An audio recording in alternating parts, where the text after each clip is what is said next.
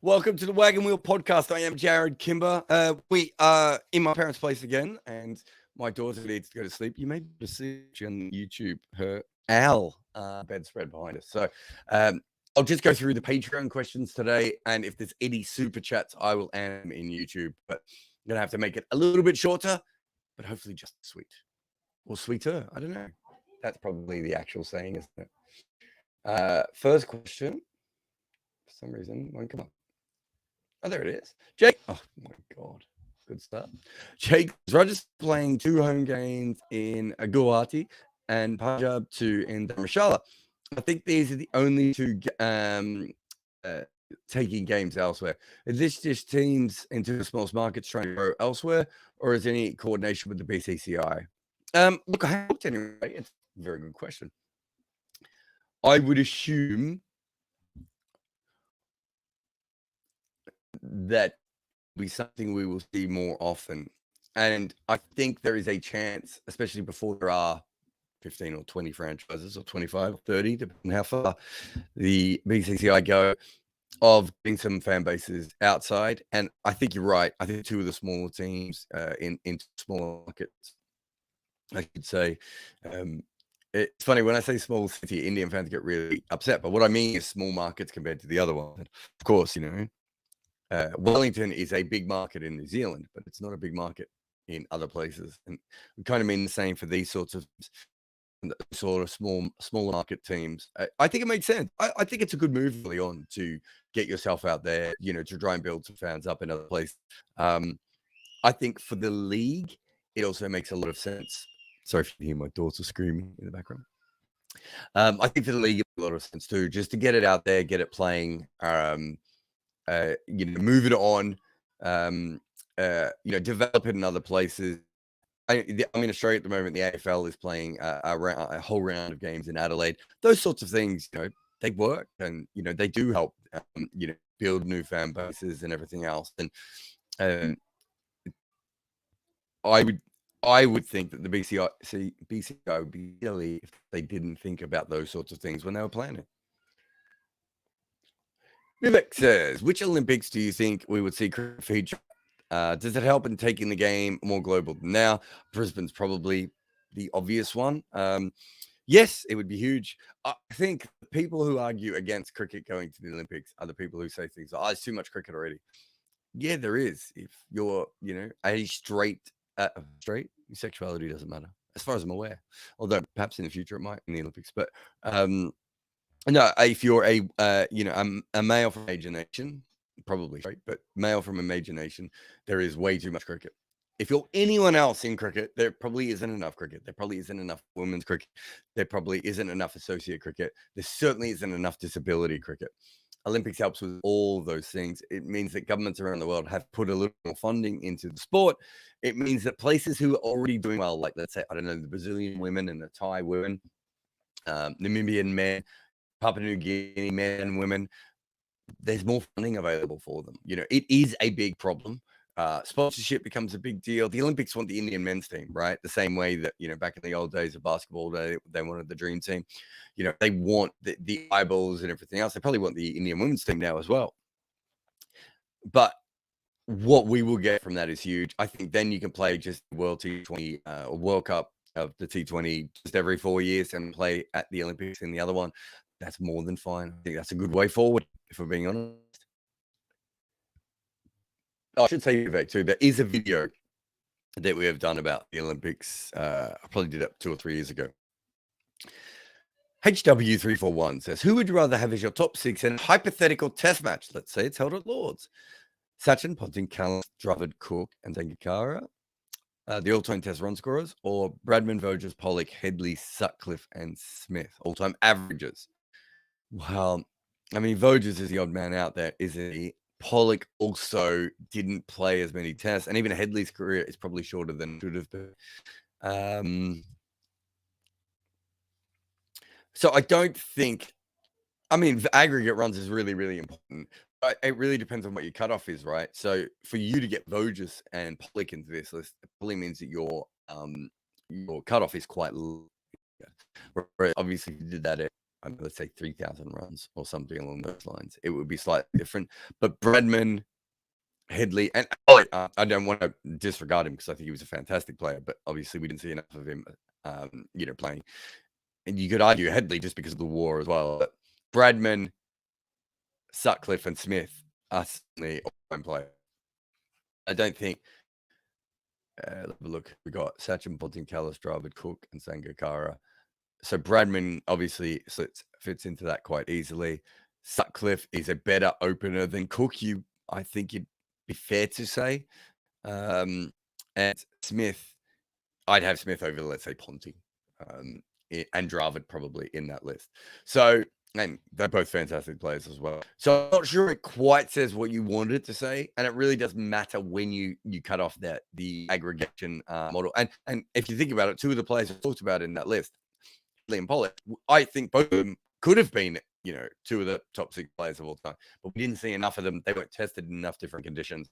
War and apartheid sort of sliced both of them out. So in that case, it's a little bit tricky to be able to do that. But it's a fun game. Nice question.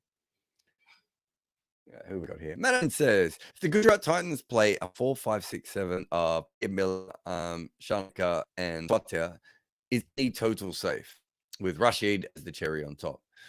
No, good. Look, I've said before that I thought Mumbai built a, I don't know, mini dynasty, I suppose. I can't remember. I don't know. In the IPL, what we count, I suppose it is a dynasty because of how few tournaments we've had so far. Based on that, Pandya, Pollard, middle order. I think in franchise cricket, it's almost more important. I think you can have sort of 4 run of the mill. I don't mean that in a bad way, but Rohit Sharma, Quinton de Kock, not that they're not fantastic, but they're not Chris Gale, for instance. They're not explosive in that sort of other way that certain openers being. But you don't need that if you have that 5, 6, 7 who's very strong, because you can get away with the other players all playing at a strike rate of 7, 7.5, 8 runs and over, and you get to the middle and you can completely explode. Whereas you see in franchise cricket, quite often that's where it all falls apart. So I think that's a huge thing from that perspective. I'm not too worried about the chasing aspect of it. Satchmo says, why did West Indies go from dominant to mediocre in Test cricket in the space of just a few years, and why have they never climbed back to the top? They stopped. Being consistently good in Test cricket means that you need a great Test bowling line. They went from Ian Bishop as their first change bowler, Patrick Patterson as their first change bowler, Joel Garner as the first change bowler, Malcolm Marshall as the first change bowler, Walsh as the first change bowler, to Nixon McLean. Who else did I have? Just bowlers just nowhere near that level.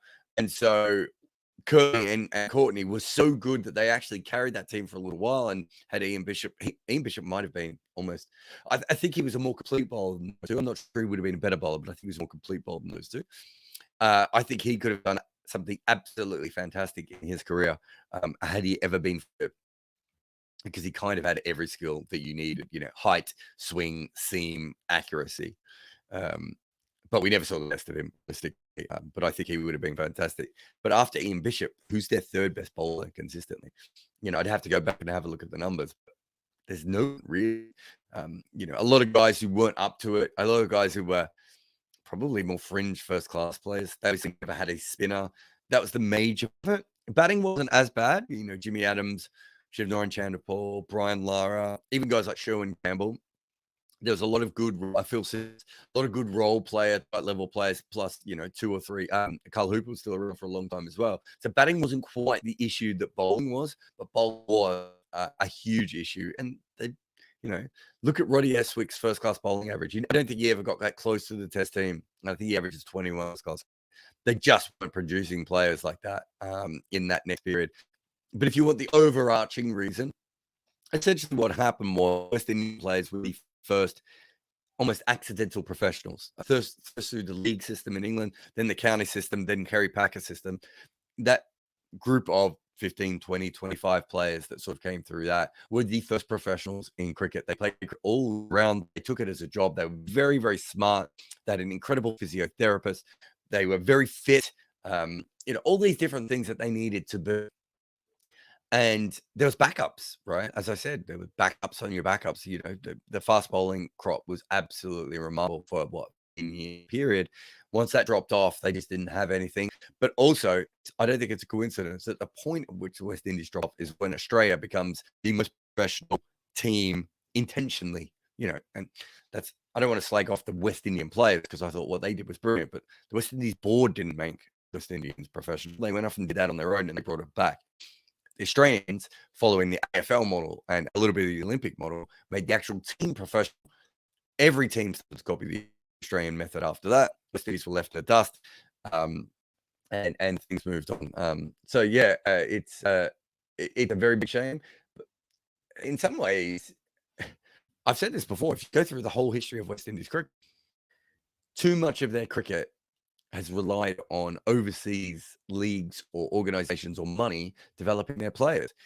We sort of seen the exact same thing happen with T20 cricket. When the other teams catch up, the West Indies drop off again. And it's a real shame because there's nothing wrong with the talent there and there's wrong with the passion there. Ian says, having just bought tickets for a 100 doubleheader at Trent Bridge, women's and men's, do you think the men's and women's tournament will separate do you think it will remain for the foreseeable future? Well, accident the 100 being together, I think it was a COVID thing that meant that they ended up being together. The idea, as far as I was always going to be completely separate, a bit like how the Big Bash was done, because they were copying the Big Bash, right?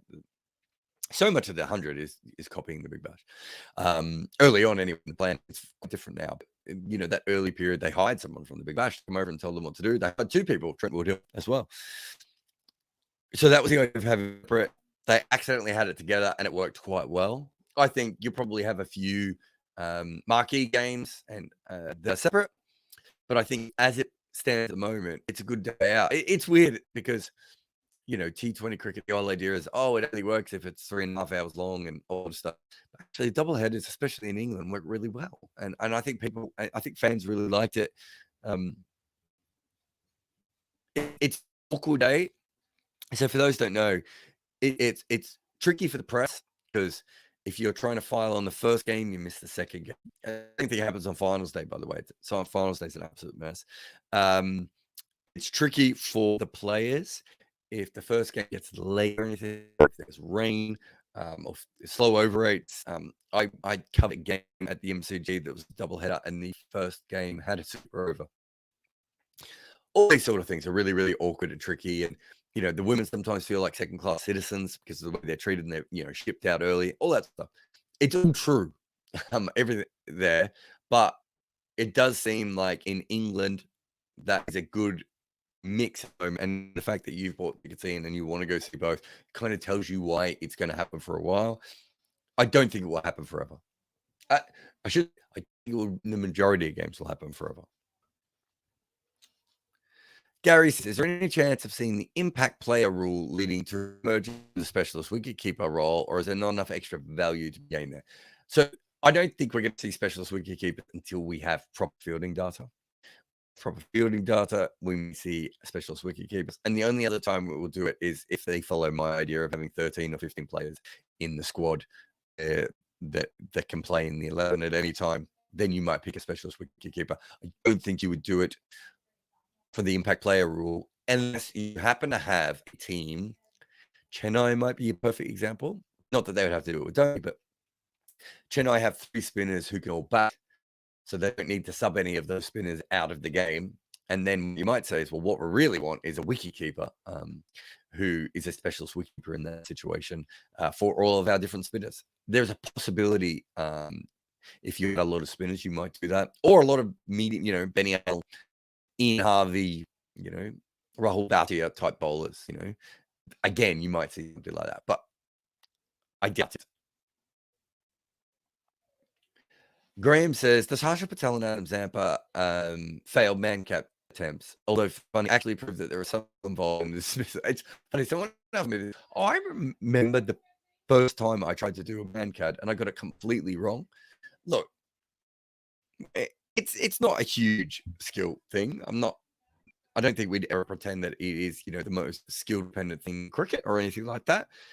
But there's a timing element to it, and there is a skill to it. And also, if you don't want to make yourself look stupid, there's certainly a part of that as well. So yeah, I do think there is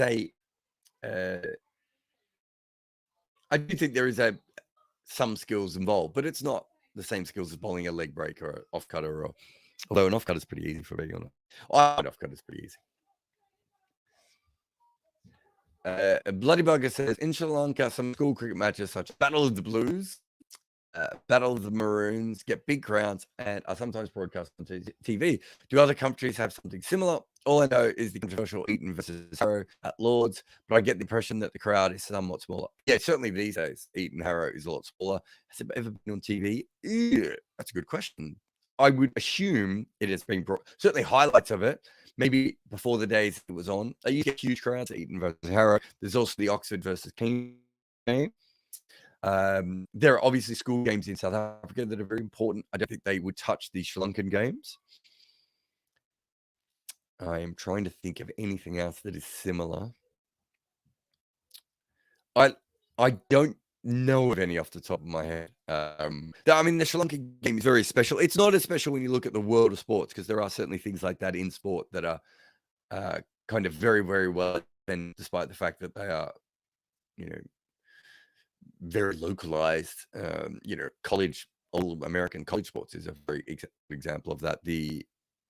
Is that Oxford Cambridge boat race would probably be another one. So there are things like that within sport outside of Sri Lanka. I can think of it. There's certainly nothing like the Sri Lankan schools cricket game, but there are big schools cricket games in other places, but not to that level. I don't believe. I can't think of any schools games that are televised or that get sellout crowds. I mean, the Sri Lankan ones are incredible because it's bigger than the internationals. That's the interesting thing about it, and that's where it, to me, feels a little bit more like a college game getting in America get bigger crowd in an NBA game. And part of it to do with the backstory and all the people who went to the school and everything else, and it's quite a big deal.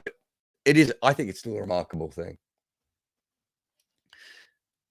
Josh says, why for a review do third umpires ask the TV director to rock and roll it or swap to a different angle? Can't they just give the third umpire access to a mouse so they can scroll through themselves? Josh, this feels like a man who's never met an look, I'm an editor and I'm sure I could work it out quite quickly, but there is a lot of equipment, a lot of scenes and a lot of angles and everything. If we're expecting umpires to do that, I think Mick Collins has been quite clear that umpires should specialist umpires. They should be trained in it, be doing it all the time, and it is a specialist job, and it's silly for the ICC not to go down this path. However, even if they were specialist umpires, I would say that they would still need someone else there, a technician of some sort or another, to help them. Probably some umpires who could do it, but I think a lot of umpires who couldn't. And they're not there because of their technical knowledge. Of course, they are there because of their decision making and their ability to see things as an umpire and their training as an umpire and everything else. So, look, I get what you're saying, and I don't think I disagree with it. But I would say this: there are a lot of umpires in the world cricket who, if they didn't have an ICC email address, would still be using Hotmail. I'm not sure those are the people you want in charge of technology. As we've seen from certain cricket commentators over the years trying to use technology on the screen. And also, just as a separate thing, the amount of people, Necess Hussain is a very, very smart former player. Someone changed his desktop picture on his computer one day. Had to ask me to come over and fix it. I'm just saying these are not the most technologically gifted, and editing software and camera angles and everything. It's a next step. You're not wrong. They could learn it. But I think we'd be better off getting specialists and still having a technician there. Josh says, would it be better for an 80s batter to face current era wobble ball or for a current player to face 80s era reverse swing with a tampered ball? Well, up until recent, most of the current players who play now would have faced reverse swing with a tampered ball. So it'd be much harder for the 80s player to face a wobble ball. I would have thought the 60s and 70s players, when there were still uncovered wickets around, would probably have dealt a little bit better with the wobble ball than the crop, or than the 80s and 90s crop would have. But yeah, I mean, reverse swing still exists. So it's very different than wobble ball and all the different changes. But I think the 80s batters, the biggest problem isn't the wobble ball, although this, I suppose eventually it is, but it's really the DRS, and the links are completely different and everything else is completely different. No one matter has never faced a bowler bowling reverse swing at their toes before, or at their knee roll, whichever length that you do. In fact, if you go back and watch a lot of the old reverse swing, there was a lot more Yorkers bowled, and now it's a lot more of the knee roll. So I'd say that when reverse swing has been bowled, it was probably bowled better in this era then than it was in the original one. But yeah, no, there was certainly tampering in the 80s and tampering up until COVID, really. But I think Australia shocked everyone there. All right, let us get a quick ad, and then I'll come back and I will just have a look and see if we have anything in the super chat. You're listening to the Wagon Wheel or watching the Wagon Wheel. I'm Jarrod Kimber on the Wagon Wheel. If you like what we are making here and you want to know if you can help out, well, you can. On top of asking super chats on our lives, you can also support us through Patreon or buy me a coffee. The more support we can get, the better and more videos we can make. On Patreon, there are plenty of other things we offer too, like a Discord server, the chance to ask questions directly, AMAs, and early versions of our recordings. This channel only exists because people like you help support it. We have to buy equipment, software, pay wages, and my mortgage, I suppose, just to make this stuff happen. And if you don't have any money available to spend, it isn't just your money we want. Shares, likes, retweets, comments, subscriptions, the little bell icon thing, all of it. They help us build and become more professional, make more videos, better videos, all that sort of stuff. So thank you for watching everything we make and for all your support so far.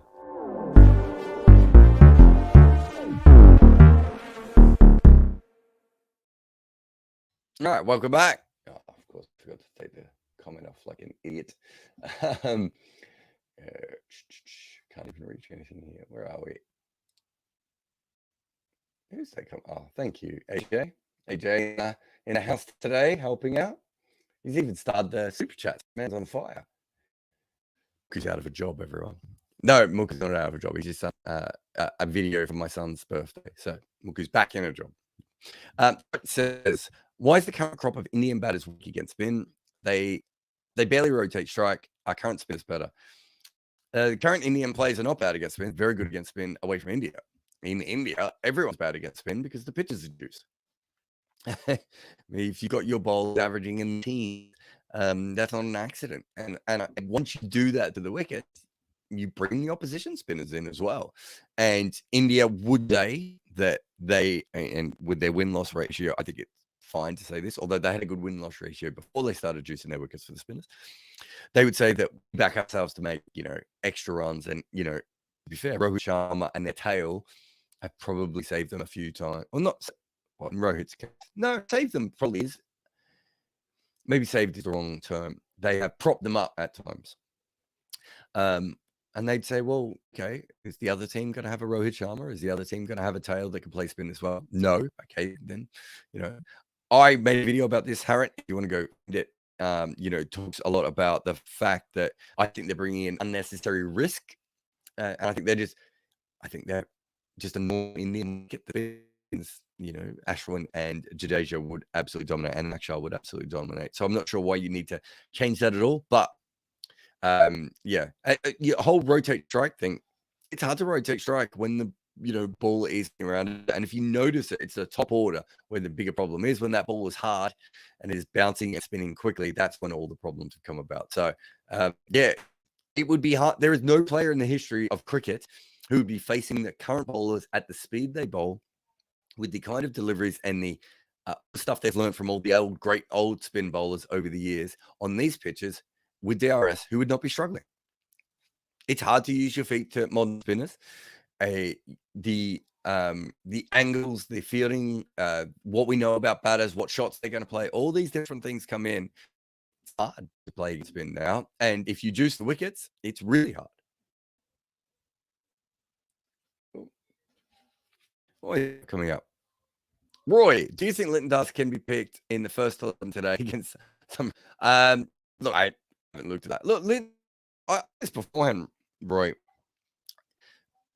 like, I get the Bungler connection, and I understand he can keep, and he's a changed cricketer, but it did feel to me like it's a bit of a pull for them to suddenly decide that Lytton Dust was going to be an IPL player. I think they've got him in the nets, and okay. Also, no fault of his own. He was in a great run of form, and then he, struggled against England massively. So, he might be as confident as they would have wanted him to be coming in there. I still like him. I'm trying to remember. Have they tried 3 different openers so far, or 4 different openers? So at a certain point, you might as well give him a bat, right? But I haven't looked at this particular game. I can hear my daughter screaming, so I'll Jarrod says, are there any numbers to back up Ashwin's repeated promotion in the Royals lineup, or is it just they have faith in Ash and are awaiting a master stroke? There are numbers, but it's kind of tricky to explain it. Basically, they realized that they had a short batting lineup, and they need to elongate batting lineup. And so they are using a player who is quite good at rotating spin and can occasionally hit spin a long way to be able to do that. Ashwin is of no use to them at the end of the innings, more often than not, because it's very hard for him to come in and hit sixes straight away, especially against seam bowling. What Ash can do is rotate against spin quite well, occasionally hit spin, and also he'll just walk off the field if he feels he's not doing it. So it does make sense from that perspective, play a particular way. From a numbers perspective, I would assume, and I did a piece on Ash playing as a pinch blocker last year, but my memory is he's a much better player off spin than he is pace. So from that perspective, if that's the numbers you're looking at. But I remember someone from Rajasthan contacted me last year and said, how do you think we're going? I said, well, Josh Butler's going to have to make 1,000 runs for you to be any good. Josh Butler nearly made 1,000 runs, and they were very good. It's not a equal lineup, and I think that's the best way of putting it. Anyway, I'm going to cut it short today. Sorry about that to everyone, but I think my daughter needs her bed. But huge thank you to everyone for dropping on and coming through. And I think I've got one more from Australia. I might have to skip next week. I don't even know what day I'm recording next week. I might have to go early next week. One more from Australia. So one more uncovered, more WAG from Australia, and they'll be back in the UK, and everything will be normal or as normal as I can ever be. But huge shout out to everyone for coming in today and asking questions, especially you super chatters like Chirag and everyone else who did that. And please help us out by supporting our sponsors and everything else. So here is a message from one of those sponsors, and I'll see you again next week.